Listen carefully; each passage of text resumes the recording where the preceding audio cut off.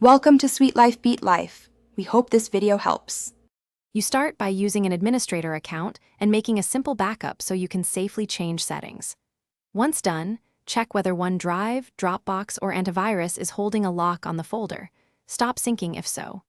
Next, open File Explorer and copy the full folder path and the exact error text. This helps when you run commands.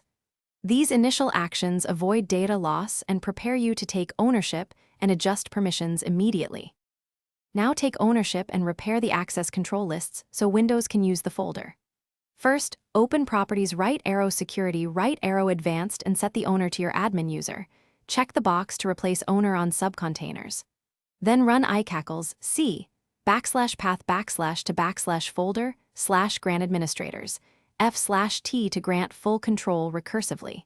If Windows blocks changes, reboot into safe mode and repeat these steps. Finish by clearing attributes and validating access. Run attrib rsc /path/ to /folder /s/d and restart Explorer, then open the folder to confirm. If access still fails, restore your backup into a new folder or use System Restore to revert recent changes that caused the lock. One key troubleshooting tip.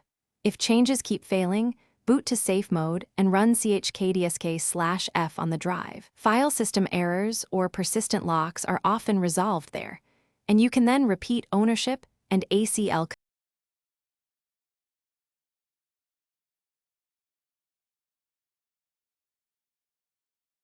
Thanks for watching.